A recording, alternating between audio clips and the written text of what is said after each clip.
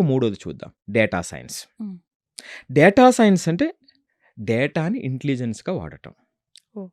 Right? ఆ! So, సింపుల్‌గా చెప్పాలంటే ఇప్పుడు ఐపీఎల్ మ్యాచెస్ అవుతున్నాయి. అవును.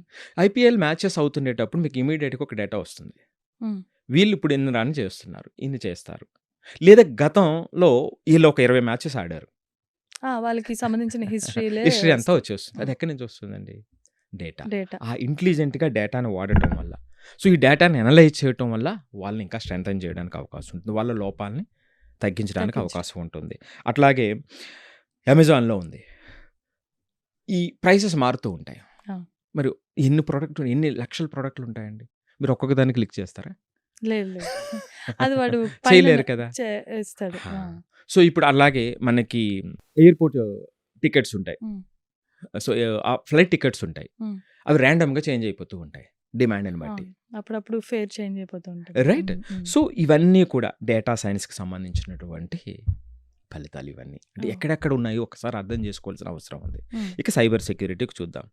మరి సైబర్ సెక్యూరిటీ అంటే ఈ రోజున హ్మ్. దేన్నైనా సరే, ఏ ఏ కంట్రీనైనా సరే, ఇదివరకు ఫిజికల్‌గా ఆ బోర్డర్‌లో సెక్యూరిటీ ఒకటైతే, హ్మ్. ఇప్పుడు సైబర్ సెక్యూరిటీ. హ్మ్. దీని స్ట్రెంత్ ఇది కొలాప్స్ అయితే, ఈ సెక్యూరిటీ కొలాప్స్ అయితే, హ్మ్. ఆ ఎంటైర్ నేషన్‌కి సంబంధించినటువంటి యాక్టివిటీస్ అన్నీ కొలాప్స్ అయ్యేటువంటి అవకాశం ఉంది. హ్మ్. చాలా డిస్టర్బ్ అయ్యేటువంటి అవకాశం ఉంది. సో, మరి ఈ సందర్భంలో ఫ్యాక్ట్ ఏమిటంటే అండి, మీకు కొన్ని ఫ్యాక్ట్ చెప్తాను దీని హ్మ్. యొక్క ఇంపార్టెన్స్. ఓకే. 2025లో ఆర్గనైజేషన్స్ యావరేజ్‌గా 2011 సైబర్ అటాక్స్ హ్మ్. పర్ వీక్, ఓహ్!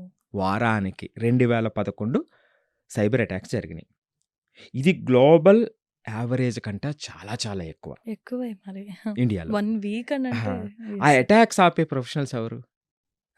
Cyber cyber security. Security engineers, ethical hackers, హ్మ్. ఎస్ఓసి అనలిస్ట్ అంటారు. హ్మ్. ఇది దాని యొక్క ఇది. హ్మ్. మరి దీనికి సంబంధించి వీటికి ఏ విధమైనటువంటి అవకాశాలున్నాయి? హ్మ్. రియల్ ఇన్సిడెంట్లు చూద్దాం. హ్మ్. ఇది దీని యొక్క ప్రత్యేకతలు చెప్పాను మీకిప్పుడు. రియల్ ఇన్సిడెంట్స్‌ని అర్థం చేసుకునేటువంటి చెయ్యమని రిక్వెస్ట్ చేద్దాం వాళ్ళని. యెస్. సో, దానికోసం నేను కొన్ని డేటాలు చెప్తా. బోలెడంత డేటా ఉంది నా దగ్గర. ఒక ఇన్సిడెంట్ 1 చెప్తా. BSNL data breach. హ్మ్. జూలై 2024లో జరిగింది ఇది. హ్మ్. India's largest state own telecom కదండీ! మనకు తెలిసిందే కదా! అవును. బిఎస్ఎన్ఎల్.